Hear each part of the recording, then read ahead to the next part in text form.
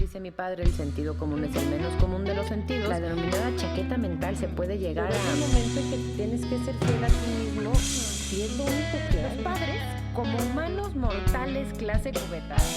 Esto es Ligera de Equipaje. Bienvenidas ligeros, ligeras, ligeres, como se denominen. Y van a escuchar ruidos que no han escuchado en otro capítulo de Ligera de Equipaje, porque como la tos del señor aquí, que ya es muy mayor, les voy a pedir por favor que me tengan paciencia porque ya se le va la cabra al monte, ¿verdad, don? Pero un poquito nada más, pero nada más a un lado, el otro todavía está planeándolo. A veces la chiva. Es correcto. Oigan, los saludamos desde el pintoresco pueblecillo de... Tepezcolula. Porque yo hubiera hecho Tepezcohuite, Oaxaca, exacto. Y les platico, es un viaje que teníamos mucho planeando. Estoy aquí con dos personas que son de mis favoritas en el mundo y aquí con el men, que es mi otra persona favorita en el mundo. Aló. Y voy a hablar con ustedes de un par de temas y de una persona que tiene, yo creo que toda su vida adulta, si empezamos a contar tu adultez, desde los 20 y tantos, con una persona que ha hecho mucho, y él no lo va a aceptar, por población vulnerable, por gente en riesgo, viajó mucho a Centro y Sudamérica, para hablar de lo que no se habla y, más importante, hablar con los que no se habla. Mauri, bienvenido. Hola, niña. Gracias Hola por a estar todos, aquí a con todas, nosotros. todes y todos. Es correcto. Oye, con esta moto de fondo que te mandé a poner para esta entrevista, ¿cuándo empiezas tú a querer trabajar con población de riesgo o por qué a trabajar con esa gente que a veces no nombramos aunque sabemos que está ahí? Más que población de riesgo. Sí, tú corrígeme lo que me tengas que corregir. Soy bonita, no tengo que ser inteligente. Yo diría... Bueno, es que en ese entonces cuando empezamos, en 1986 que empezamos a trabajar, casi no manejamos cuestiones ni de riesgo o vulnerables, ¿no? Porque la epidemia de VIH-Sida estaba empezando y entonces fue una reacción ante una crisis, ¿sí? Pero fue más o menos en 1986 que empecé a trabajar con personas, o sea, empecé a trabajar específicamente haciendo el diagnóstico de VIH. Okay. Decidimos en ese entonces con algunos compañeros médicos que lo ideal sería que se diera consejería antes de hacerse la prueba. Entonces, como un acompañamiento. Un acompañamiento, o sea, el señor es psicólogo, nada más. Exacto, para que sepan que no. Yo estudié psicología en Guadalajara, en el ITESO, entonces habíamos llevado algunas materias de intervención en crisis y luego, entonces en el 86 empezamos a ver la problemática de SIDA. Muchos teníamos miedo de estar infectados, ¿sí? Y no sabíamos qué hacer porque todavía no había pruebas. Yo recuerdo la primera vez que yo oí hablar de SIDA fue en el 82. Me acuerdo un amigo y yo fuimos a Tucson, Arizona. Yo ya estaba en Guadalajara y vimos el cáncer lila o algo así se llamaba. Había mucha discriminación y en esa noche nos dio VIH a mi amigo y a mí. Nomás mentalmente y al de día ver para siguiente afuera. se nos quitó. Claro. Y yo ya no volví a oír la palabra SIDA del 82 hasta el 86 que me vengo a vivir a la Ciudad de México y ahí por una revista gay veo que se necesitaba gente para empezar a hacer el diagnóstico, pero también pedían voluntarios, sobre todo psicólogos. Entonces voy con el pretexto de que yo era psicólogo, claro, hacer servicio. Me apunto, pero después a los 2-3 días me hago la prueba. Ahí se tardaban un mes, afortunadamente es algo negativo, y ya me quedé trabajando. En ese entonces era voluntario, o sea, servicio social, en el proceso del diagnóstico de la consejería. O sea, en ese entonces la gente llegaba, muy pocos se querían hacer la prueba porque todavía no se conocía mucho sobre la sintomatología, sobre qué hacer, no había tratamientos, entonces muy poca gente se quería hacer la prueba. Entonces empezamos a trabajar con diferentes comunidades, sobre todo de población homosexual y bisexual, y acudían a hacerse la prueba y pues era puro acompañamiento emocional, psicológico, porque lo que llamábamos consejería. Tenías nada más no que había dar nada, ni que hacer, sí, claro. no había nada. Entonces la gente que salía positiva, pues los invitábamos a grupos de autoapoyo, a brindarles apoyo emocional, empezaba a haber algún que otro, porque creo que todavía en esa época en México no encontrabas el AZT, que fue el primer medicamento que en muchos pacientes resultó tóxico. Y entonces ahí empezamos a seguir el diagnóstico. Se abrió el primer centro de diagnóstico en Flora, trabajamos en conjunto con transfusión sanguínea. Aparte, un mes de que te haces la prueba que te digan algo, o sea, el estrés y el desgaste ha de ser Exacto. insoportable. Sí, sí. De hecho, lo que hicimos después, ya que abrimos el centro de Flora, que fue el primer centro, empezamos a implementar programas como o sea, la gente acudía el día primero, por decir algo, y le damos el resultado hasta el día último. Entonces teníamos como 3 o 4 sesiones grupales antes de darle el resultado, Por si sí o por si no. preparándolos. Ahí también trabajábamos mucho lo que era la prevención. Ahí ya se había conocido mucho cómo nos podíamos infectar, cómo no. Y se trabajaba mucho con los pacientes en ese entonces. Los procesos de consejería eran individuales. Después ya empezó, el Seguro Social empezó con el AZT. En el sector salud casi no había nada. Empezamos, yo creo que en el 87, 88, con algún protocolo que hubo de AZT, pero insisto, para las personas era muy, muy tóxico. Entonces, aparte de toda la bronca que tenían de la inmunodepresión, pues tenían que enfrentar la toxicidad del AZT, que había muchas alternativas, ¿no? Naturistas y...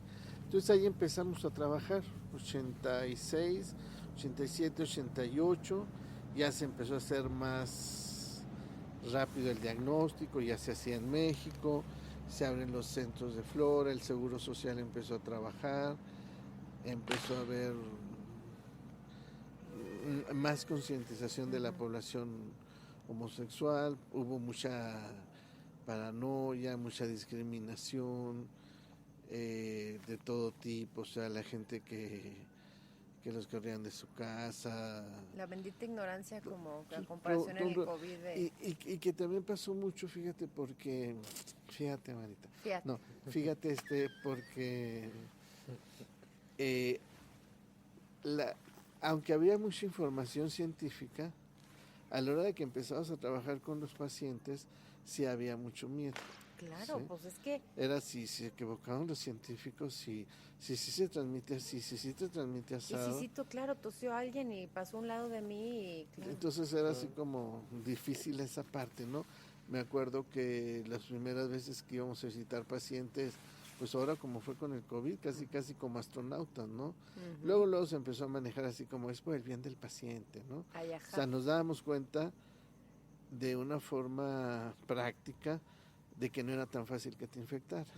O sea, que la gente que estábamos conviviendo con personas que vivían con VIH o con SIDA... No llegabas a tu casa y la tenías clara. Exacto, o sea, nos hacíamos la prueba y seguíamos estando negativos. No, como que sí hubo mucha información en algunas personas. En muchos médicos y enfermeras y personal de salud sí hubo mucha discriminación y mucho miedo, ¿sí? De poder infectarse. Y entonces ahí empezamos ya a trabajar en el 87, 86 empiezan a salir las ONGs, los de la sociedad civil, que empezaron a trabajar el tema de SIDA, sobre todo porque el gobierno no estaba haciendo mucho. Se abrió más o menos en el 87, se formó el Consejo Nacional sobre el SIDA, que era un órgano político que dictaminaba algunas reglas de cómo trabajar. El CONACIDA, pero ya no hubo casi más trabajo más que ese. Abrieron un centro, es el que te digo de Flora, consiguieron con laboratorios un protocolo de AZT, creo que eran como 50 pacientes, y decidieron como a los 2 años que iban a cancelar ya el proyecto. Entonces ahí se empezó como a trabajar mucho la parte de acceso a los tratamientos, demandar al sector salud porque cancelaban los proyectos esos y se ganó un pleito fuerte. Entonces, en otra parte estuvimos trabajando las ONGs que empezaron a formarse, que una cosa que pasó mucho es la mayoría de las ONGs se formaron o por población homosexual o bisexual o por chavos y chavas que estaban viviendo con VIH. Con VIH. ¿Sí? Entonces, en la fundación, por ejemplo, la fundación surge en el 87, un grupo de intelectuales y gente más consciente o intelectuales que tenían amigos con SIDA, o sea, logramos la diferencia entre VIH y SIDA.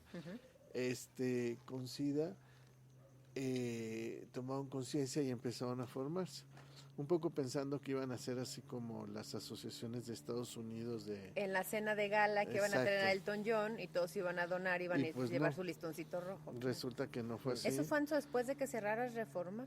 No, eso fue antes. Entonces surge 87. Hablando de no activismo del ¿sí? señor.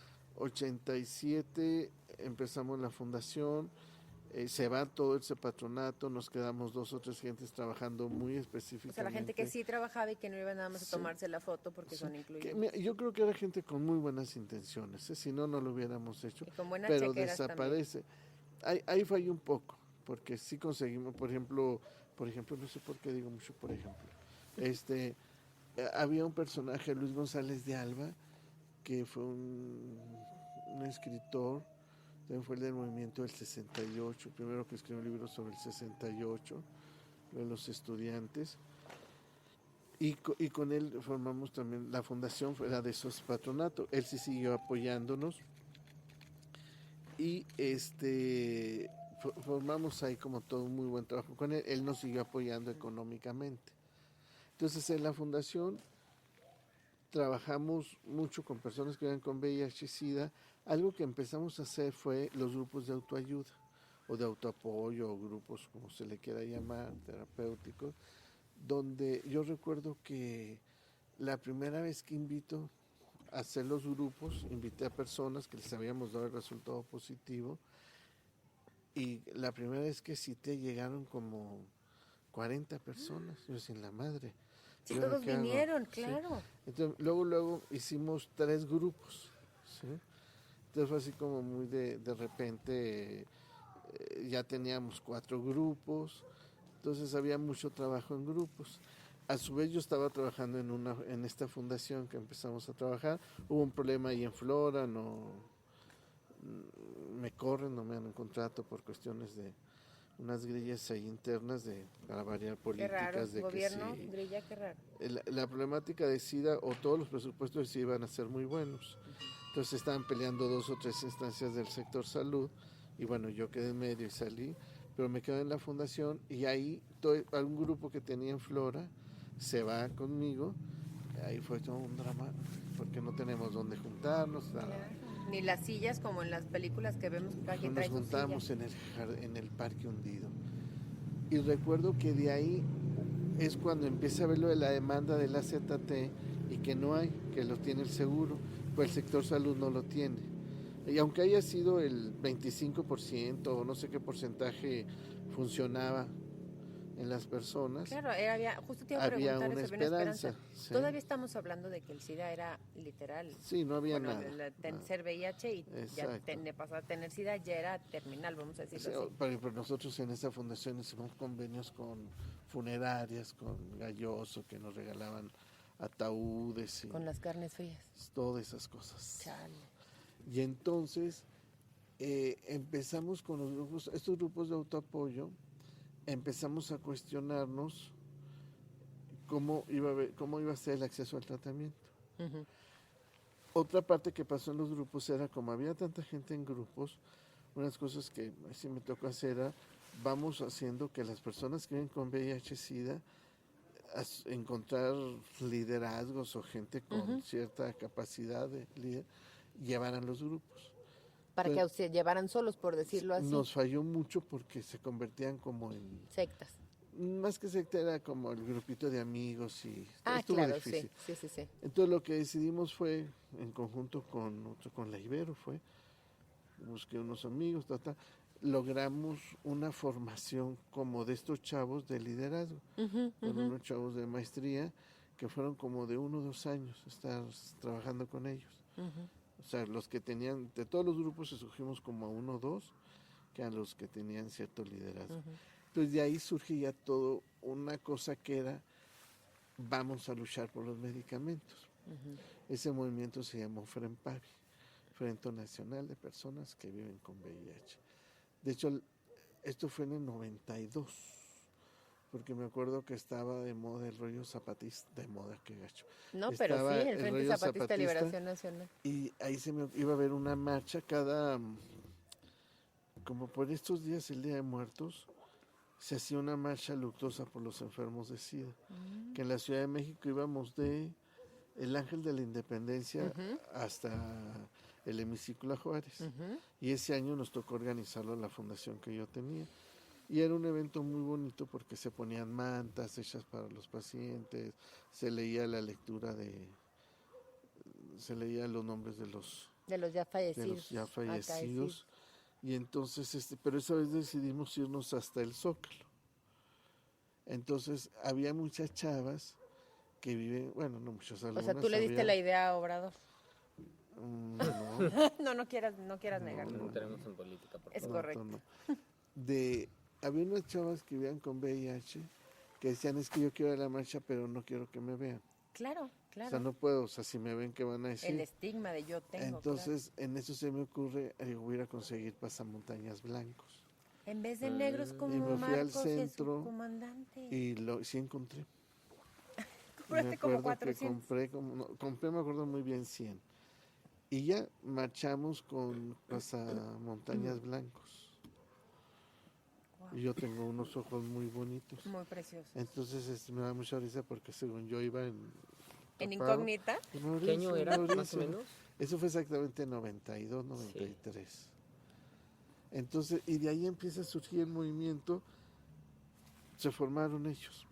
O sea, la fundación era como una base, una plataforma. Sí. Yo no quería aparecer por todas las cuestiones de las grillas, que si te metes en eso. Ya empezaba a haber presupuesto para ONGs. Y me acuerdo que el primer evento nacional que se hizo de personas con VIH, no sé por qué razón, nos dice la directora de Sencida, donaron $1 millón en ese entonces, era muchísimo. Dice, a nombre de quién sale el cheque. Y como no estaba registrada toda la asociación ni nada, salió a mi nombre. No, porque no era representante legal, por supuesto. Entonces, pues ahí fue cuando surgió que sí tenía algo que ver con el FRENPAVE. Claro. Pero insisto, y el FRENPAVE ya surgió, de hecho, el FRENPAVE, su primera reunión la hace hace unas regiones en función del seguro social. Como el seguro era el que estaba más organizado, hubo por lo menos unos 10, 12. Alguna vez hubo una sesión en el FRENPAVE en la casa.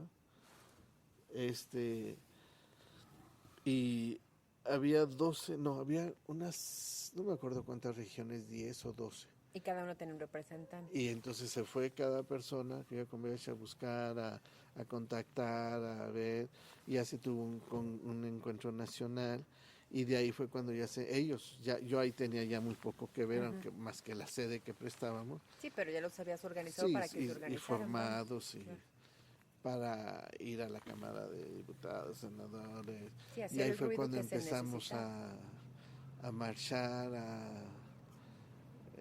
manifestaciones.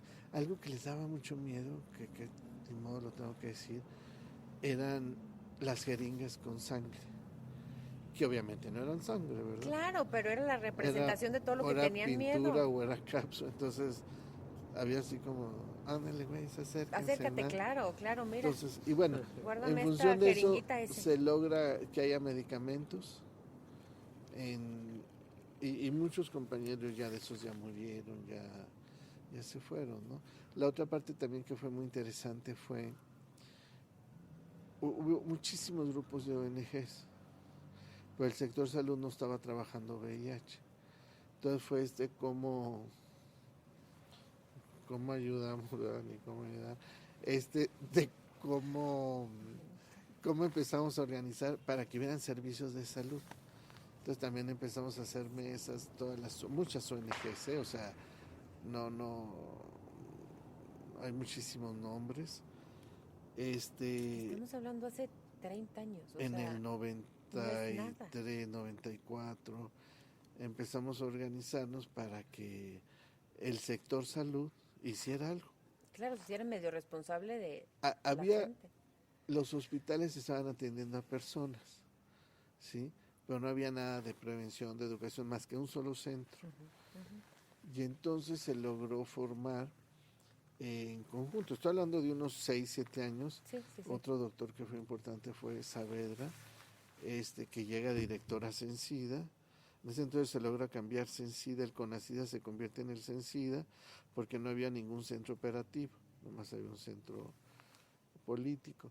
Entonces el Cencida lo forma también, bueno, en ese entonces le tocó a Saavedra, y entonces él empezó a dar mucha lata con las ONGs para que en los estados se formaran centros. Y en la Ciudad de México el primero que se forma es la Clínica Condesa. La Condesa, Entonces, ¿sabes cómo? Eso salió en el 2000 y de ahí se toman los modelos para hacer una cosa que se llama Capacit. Entonces ahí muchos nos fuimos a trabajar hacia... Sí, de ya funciona esto, lo llevamos a diferente, lo replicamos, obviamente con lo que se pueda. Por ejemplo, me tocó estar en el programa de SIDA de la Ciudad de México como subdirector del área de prevención, y iba muchos de los estados a copiar el Capacit. Entonces a nivel federal se decidió hacer eso, o sea, como había mucha discriminación, se hicieron los centros Capacit, centros ambulatorios para atención de infecciones y transmisión, una cosa así. Búsquenlo en el internet, ya saben que siempre les digo y que hay busque por 72 donde se atienden a las personas gratuitamente.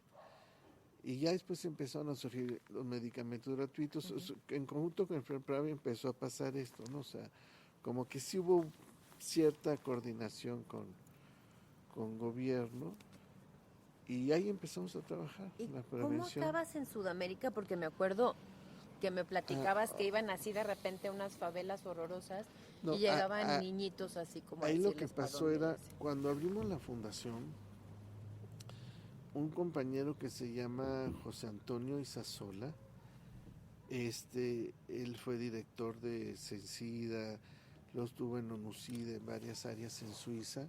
Nada más te digo, ya aquí mi asistente es Centro Ambulatorio para la Prevención y Atención del SIDA e Infecciones de Transmisión Sexual, Capacit. Que hay 72, siguen vigentes. Cualquier persona que necesite tratamiento, que tenga dudas, acudas al de su estado. Por lo menos hay 1 o 2 en cada estado, ¿sí? Y de veras están atendiendo superior. El tratamiento es gratuito en esta ciudad. No solo VIH. No hay nadie porque se tenga que morir de VIH. Claro. Ya no es una sentencia de muerte, que no, cómo ha cambiado en tan poquito tiempo, en 30 años.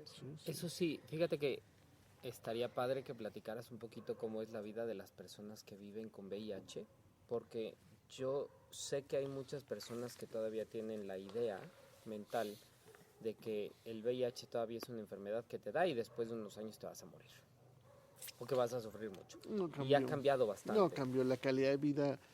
De hecho, ahorita todos los proyectos que se trabajan mucho tienen que ver con calidad de vida. Acotación, el esposo me sirve un mezcal. ¿Sí? Borrachos. El mío es un sherry mezcal. Es correcto. Y entonces, a ver, dos cosas. La calidad de vida de las personas es excelente. O sea, de hecho hay varios estudios que han demostrado en una corte de población homosexual puede vivir más una persona con VIH que una persona que no vive con VIH en población homosexual. Lo decíamos también con el COVID. ¿Sí? No por tener COVID y vivir con, tenían más. No, ¿y qué es lo que pasa? COVID ¿Por qué? Y VIH. Exacto. Ya. ¿Y por qué? ¿Qué es lo que pasa? Porque una persona que vive con VIH, o sea, este estudio fue en población homosexual y bisexual, acude regularmente con el médico.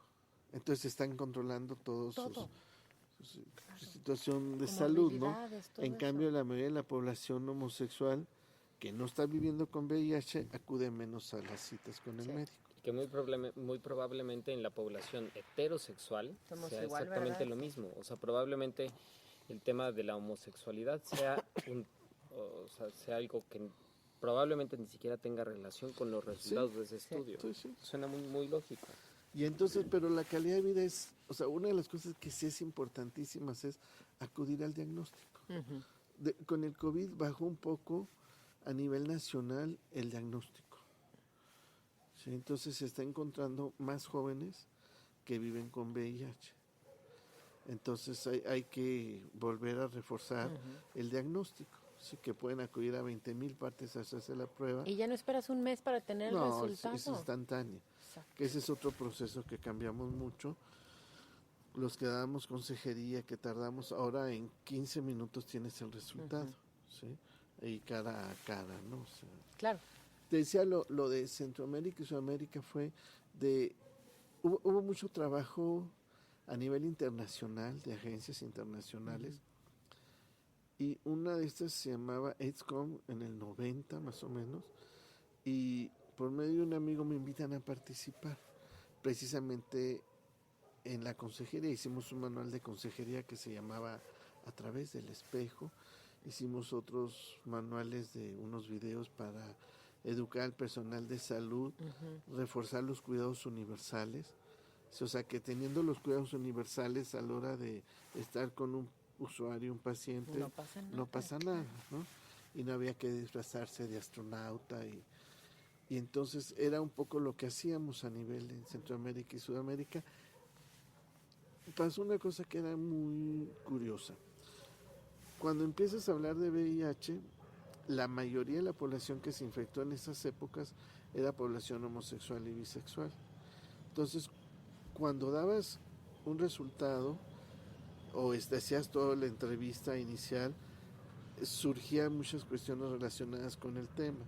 Entonces también tenías que trabajar como esa parte de si soy homosexual, la culpa, o estoy la mal, familia muchas veces encontraban al paciente que tenía SIDA porque ya estaba muy enfermo y pues sí, se enteraban ahí que era homosexual. Entonces a veces sí hubo más rechazo. Entonces tuvimos que entrar a trabajar con esa parte de la sexualidad de los usuarios y de los pacientes, ¿sí?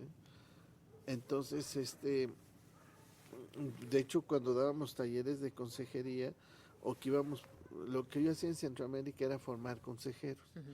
Me toca hacerlo en varios países de Centroamérica, en Colombia, Brasil, y era específicamente, esos eran talleres que dábamos, incluíamos la parte de sexualidad, ¿sí?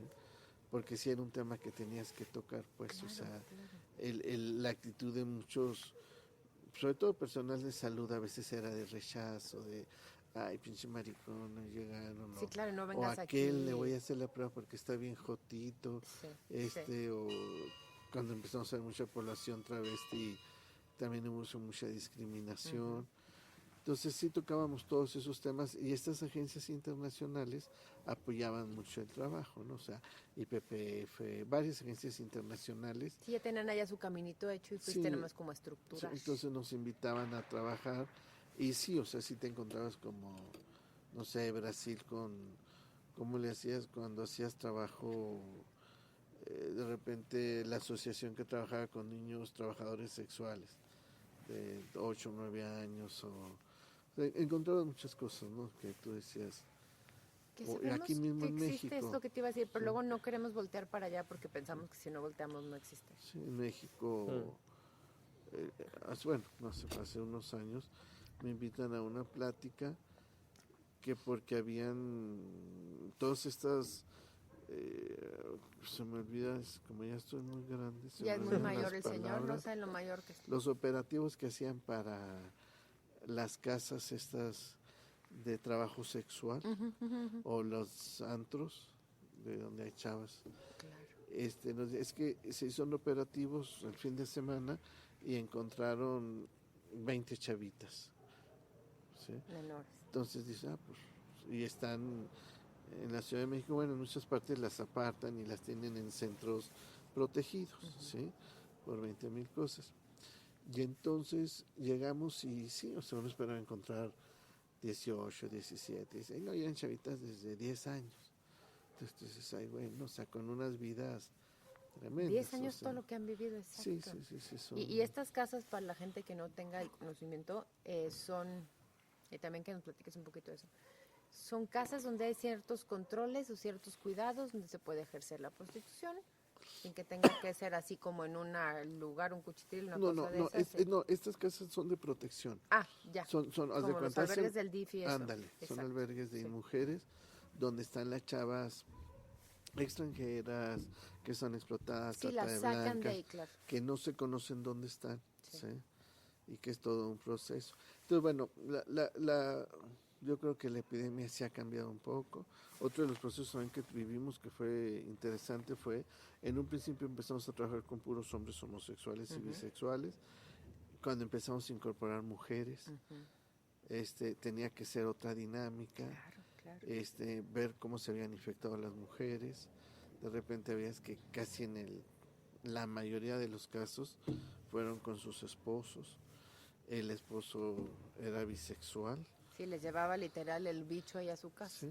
Entonces fue como muy difícil también esa parte de cómo abordarlo. Ahora ya hay como todo un trabajo muy fuerte con mujeres, con liderazgo de mujeres positivas. Y creo que hay más información y forma de buscar, aunque luego no lo hagamos, pero ahí está un poquito más abierto en ese sentido. Sí, hay muchísima información, aunque cueste trabajo buscarla, Claro. ¿no? O sea, O como decías tú, como acudir a un lugar y que no se satanice, bueno, sanitice con Z como ayer, que no se te satanice de por qué estás aquí si tú eres una persona que no debería por las ideas que tenemos.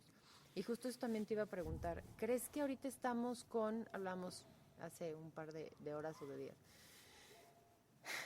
creo que estamos un poco más, es que ni siquiera encuentro la palabra, entendidos de que la gente es como quiere ser y punto final. Creo que no tenemos una apertura como tal, pero creo que somos un poco más como sociedad y como ser humano de a pie, un poco más abiertos de mente. ¿Crees que estemos viviendo otra apertura en cuanto a la gente? Hablamos ayer de cambian de sexo, las personas que tienen un género fluido, todo eso. ¿O tú que lo has visto desde el principio, crees que estamos como dando otra vuelta a este triple sacacorchos invertido? Yo creo que no ha habido cambios. Ha habido muchísimos cambios. Ayer veíamos el estado vegetativo. Un borracho. Hágase para allá, borracho. Sí, viejo borracho. Ay, disculpen. Ayer fue el estado 31, que fue Guerrero, que logró que se legalizara el matrimonio entre parejas 31. Del mismo sexo. Sí. Solamente falta Tamaulipas. ¿Sí? Bueno, entonces, ahí, no se apresuran. Ahí, por ejemplo, te pongo un ejemplo. En el 79, perdón. Las posadas. No, en 1987 abrimos el primer centro de Flora. Ajá. ¿Centro de qué? Flora. De detección. Ya. Flora es el nombre de la calle. Cuando llegamos ahí, los vecinos se juntaron para que nos hiciera el centro de Flora. Claro. ¿Sí? Que porque seguro iban a pulular energía, iban a contagiar a la gente. Íbamos a tomar ellos decían en ese entonces, si un sidoso se recarga en mi carro y lo toca, luego llego yo y lo toco. Claro. Y eso ha cambiado mucho, ¿sí? Ha cambiado mucho. A lo mejor ahí, insisto, tendríamos que hacer una separación entre VIH-Sida como un problema de salud pública y cuestiones relacionadas con la sexualidad. Caminaron mucho tiempo juntos. ¿Sí? Ahorita creo que ya se está logrando como separarlo, ¿no? O sea, que haya todo un trabajo de sexualidad y todo este rollo de el avance, por ejemplo, con población trans. Yo me acuerdo de las primeras chavas trans que llegaban y yo me acuerdo que le preguntábamos,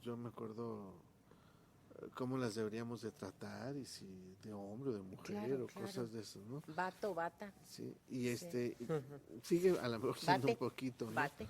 Sí. No, era así, yo me acuerdo mucho de la experiencia de que le digo a una chava, Oye, disculpa, ¿cómo te tengo que decir? Para hacerse la prueba. ¿Te tengo que hablar en femenino o en masculino? Entonces me dijo, voy a hablar en masculino, porque quiero hablar de mí. Entonces, y muchas gracias. Y luego ya después llega otra, así estaba nice. Le digo, ¿y es cómo te voy a hablar en femenino o en masculino?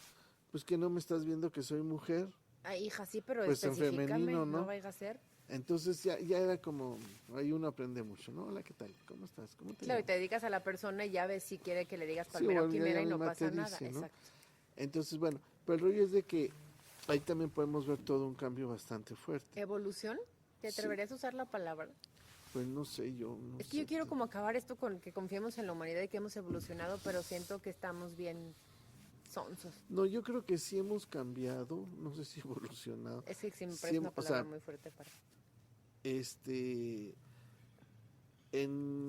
todavía a mí me tocó a lo mejor un amigo que vivía en un edificio y lo quisieron correr porque vivía con su pareja. Claro.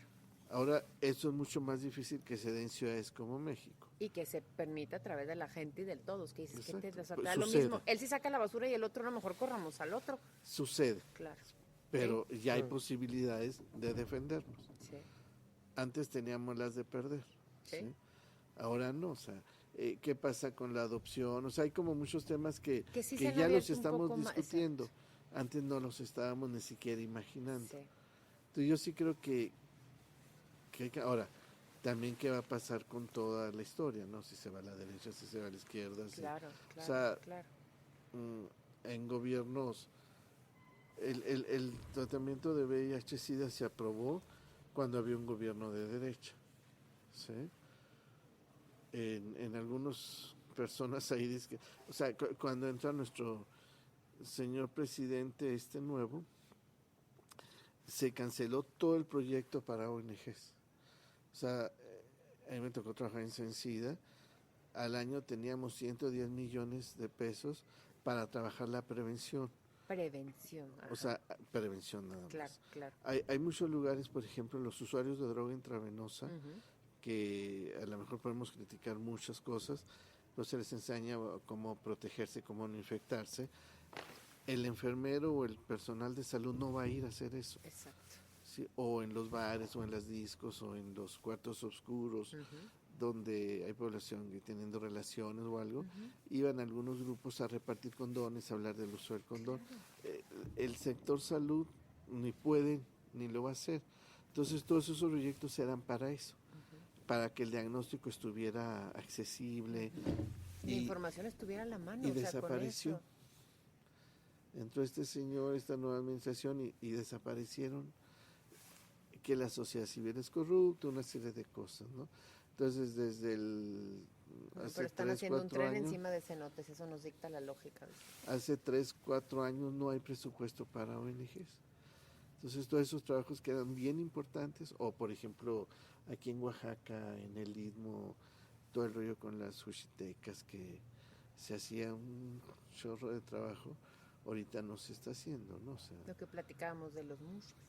de los mushes, todo eso que no sé, entonces esperemos que pronto vuelva a ver ese trabajo de ONGs, de sociedad civil en conjunto con el gobierno, que no hay otra forma, o sea... Porque luego las sociedades civiles, las ONGs, se mantienen por un rato, pero de los amigos de los amigos de los amigos, hasta que ya no pueden dar más y hasta que ya de verdad dice, es que de verdad ya no puedo, y tampoco podemos confiar que solo la sociedad civil lo lleve adelante cuando es algo tan importante para la salud pública, nos gusta. O en México el problema de sociedad civil de repente son esfuerzos individuales. Sí, exactamente. Sí. Sí, fulanito de tal, y se muere y ya no pasó nada. ¿Sí? Entonces sí hay que ver qué va a pasar con eso, o sea, digo, que no era gran cosa, o sea, era poco los 110 millones que se repartían o se concursaban. Claro, porque es entre cuántas, luego no entendemos eso, entre cuántas personas beneficiadas, porque te tocaba un condón, no te tocaban 17 cajas de 2 toneladas, o sea... No, o otra cuestión era, en México, y ya no recuerdo cuántos condones, cuando estuve trabajando en Sencida, comprábamos todos, o sea, un chorro de condones. Entonces lo que se hacía era, se licitaba, se compraban miles, Claro. miles o millones y se repartían a nivel nacional. Ahorita no se están comprando, o se estaban comprando lo mínimo, ¿no? O sea, ¿Eran 110 millones para ONGs o solamente para...? para ONGs, sí. sí, Ah, en sí se general para repartía, sí. ONGs a Sí, nivel en ese nacional. entonces hubo como 200 ONGs de trabajo en SIDA. Ya. Entonces se concursaban proyectos. Pero O fíjense sea, cómo lo importante de la prevención, no sé si han visto una imagen que está un condón así, con un papelito así como de una información engrapado en medio del condón. Escuchad, les voy a buscar la foto porque es la Sí, cosa es más cierto. hermosa que hay, pero estamos hablando de eso, de que ahí la persona puede poner en riesgo su vida o un embarazo no deseado, ergo su vida también, hay muchas exacto, cosas sí. así, y por qué no al fin y al cabo podemos también ayudar a prevenir eso. Ujú. Oye, podrías, digo, porque a veces a la población general que no conoce este tipo de trabajos, puede costarles trabajo entender qué es la prevención, o sea, qué hace una ONG que se dedica a la prevención del VIH, porque lo único que quizás pudiéramos pensar como población general es que, pues, que repartes folletos informativos y Trípticos que y regalas condones. Sí. Pero su trabajo es muchísimo más allá. Ay, como, Ah, ti, no, tiri, tiri, tiri. hay muchos proyectos. O sea, primero habría que ver cuáles son las estrategias efectivas de prevención. Sí, o sea, porque en México tenemos un problema De salud cochina actitud. pública, Ah, no, también. de embarazos en adolescentes. Claro. ¿Sí?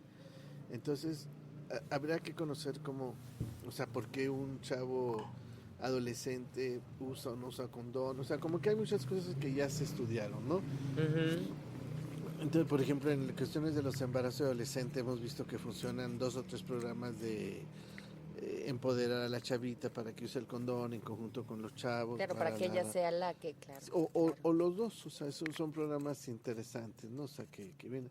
Entonces, el rollo, o sea, si vemos cómo se infectan las personas por transfusión sanguínea, por intercambio sangre-sangre, por contacto sexual y por los usuarios de droga intravenosa, pues esos tendrían que ser los programas, ¿no? O sea, en usuarios de droga intravenosa, que la epidemia que tenemos en el norte es muy canija, ahí era desde enseñar a limpiar las jeringas, se daban jeringas nuevas por viejas, que fue muy criticado, los chavos que medio querían entrarle, bueno, estaba todo este rollo de, ahí se me olvidó este medicamento que les ayuda a dejar poco a poco La drogadicción. Ah, ya. la heroína, Sí. que es La metadona. la metadona. Metadona. Había clínicas de metadona que fue muy canijo en los, o sea, competíamos con los narcos y mataban a 2 o Claro. 3 pero funcionaba la metadona.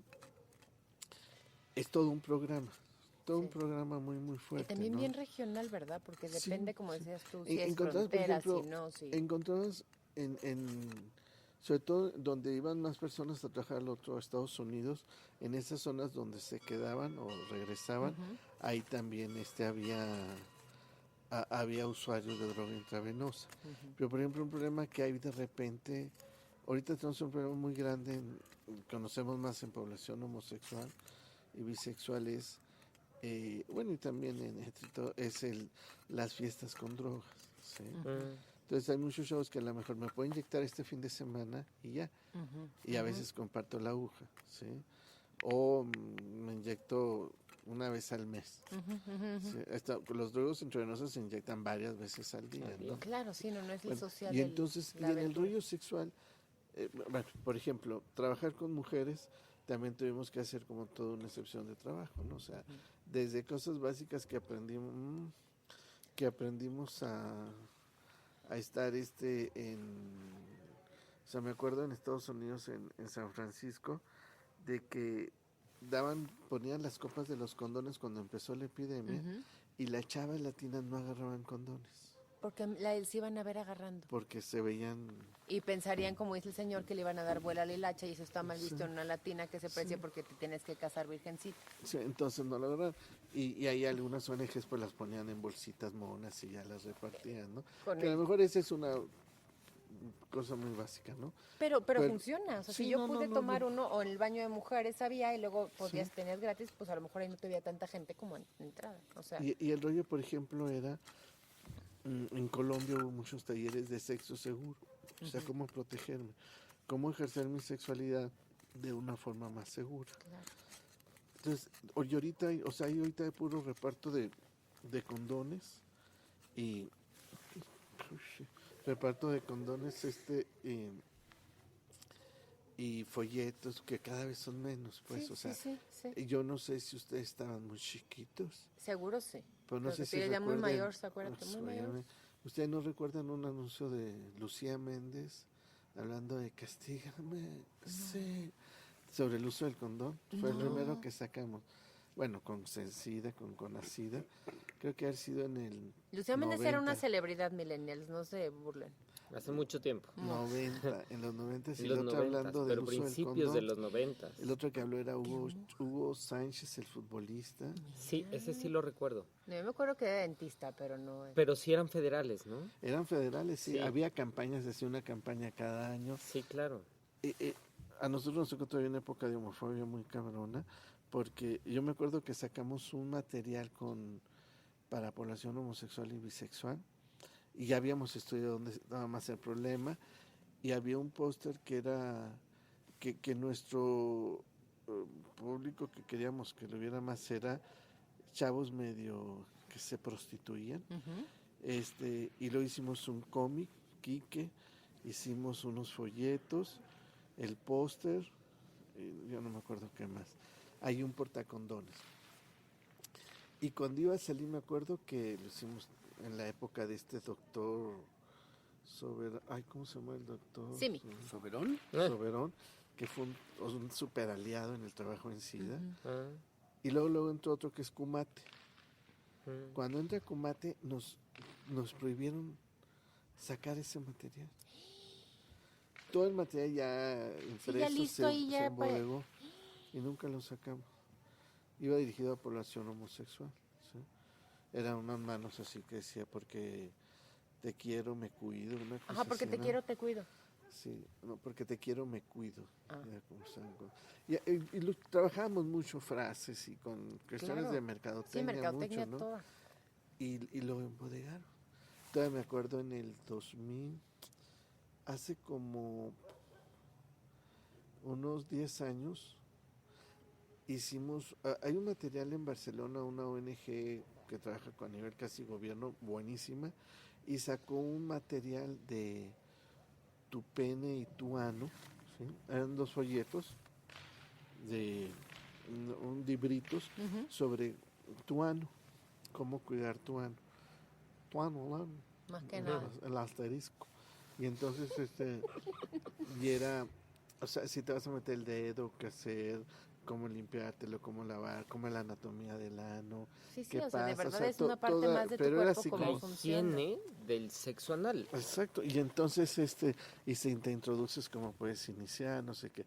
Las figuras eran curiosas porque eran monitos de Barbie, las Ajá, españolas, ¿sí? ajá. El otro era el pene, ¿sí? Se llamaba tu pene, no me acuerdo cómo se llamaba, y era toda así, anatomía del pene, tamaños del pene, cómo lavártelo, cómo limpiártelo, si estás con circuncidado, si no, si te debes de meter cosas, si no, o sea, todo era así Sí, un sí, rollo sí. y nosotros lo solicitamos que nos dejaran hacerlo en Barcelona y lo hicimos en lugar de las monitos de Ken, eran luchadores, como Claro, moñitos lo así regionalizaste. y estuvo muy padre. Con las rebabas y Sí. todo. Es muy importante la rebaba en los luchadores mexicanos. Era tu pene a 3 caídas y puras cosas Sí, así lo pusimos, regionalizas ¿no? y lo conviertes al Y- idioma de Y la lo veían los gente. shows y les encantaba. Claro, Pero por ejemplo, había una parte que eso es arte hablábamos contemporáneo. de drogas y eso nos lo bloquearon también. Todavía no nos lo dejaron sacar como sector salud. Es que fíjate que hay un tema muy importante y que es muy arraigado, también lo platicamos en días anteriores, de cómo es la cultura actual, ¿no? A veces lo que quieres decir es, no, es que hay que acabar con la drogadicción y hay que acabar con la prostitución y hay que acabar Ya, con el hoy, ahorita. sexo antes del matrimonio y dices, es que hay que ser realistas, Ujú. o sea, eso no importa qué hagas, va a seguir sucediendo. Y En- sucede. En Pompeya era legal y hay unas cosas espectaculares de Y arte. sucede en tus hijos, sucedió en tus padres, sucedió en tus abuelos, sucede en En todos. tus amigos. Entonces, creo que esa es la parte en la que tienes que ser consciente, en la que tienes que actuar como ustedes están actuando. Y no en esta mente retrógrada de decir, no, es que está mal porque estás favoreciendo la drogadicción. Dices, no estoy favoreciendo nada, estoy favoreciendo, o sea, no de la drogadicción, estoy favoreciendo que se haga de manera de que evitemos, en este Procesos caso, responsables. el VIH, ¿no? Que Sí, dices, pues sí, es que- que eso que- va a seguir sucediendo, tengo nuestros que hacer algo casos- para que ahí suceda menos. Que en nuestros casos fue eso, vamos a evitar el VIH. Claro, o sea, la Claro. persona no se va a morir, la va a pasar bien y va a ser responsable de lo que haga, pero no se va a morir, no va a ser Y de una todas maneras lo sentencia iba a de muerte. hacer, Sí, que ese es el punto, ¿no? Sí, sí, que lo haga consciente. es correcto. Pues sí. Oye, pues muchas gracias. Creo que, y sí te preguntaba de la evolución porque creo que muchas personas luego pensamos que lo sabemos todo, que somos revolucionarios y que entendemos y hay tantas cosas que nos faltan por saber, por entender y por dejar de meternos en lo que no nos llama. Creo que eso es importante también. Sí, hacernos responsables de nosotros mismos, pero entender que todos somos diferentes. A mí no me gusta el chocolate y el esposo casi ya no me juzga. Y no está mal. Es lo que somos. Simplemente creo que lo importante es ser seres humanos que convivan con seres humanos. Intentar que entre todos dejemos un lugar menos peor que el que encontramos. Sí. Yo quisiera nada más también aprovechar Una acotación final. a una acotación. Es muy fácil ver cuando alguien salva una vida y se ve el bombero entonces sacando a alguien de entre las llamas, y lo saca cargando, o cuando alguien en terapia intensiva le da RCP a una persona y todo Clear. eso, porque eso es muy tangible. Pero creo que la labor que tienen ustedes son de esos héroes que les llaman la gente, no, se me hace muy cheesy, es muy demasiado empalagoso el comentario, pero son esos héroes sin capa que no se notan, porque seguramente todas las acciones que ustedes han hecho han salvado una cantidad ingente de vidas que a veces es difícil contabilizar, pero digo, son cosas que hay que agradecer, ¿no? Y sí, gente como tú se hace un mundo mejor y es por eso que te tengo entre mis personas favoritas. Pues muchos thank yous. Y Besitos. el representante legal se despide porque no piensa hablar, porque nos cobraría extra. Muchas gracias. Les recuerdo mis redes sociales. Síganme en Instagram como liger-de-equipaje y en Facebook como liger de equipaje. Déjenos sus comentarios. Esperamos tener más gente así de increíble y de divertida. No saben lo divertido que es en la vida real. Prontamente. Esto fue Ligera de Equipaje. Respira y permite.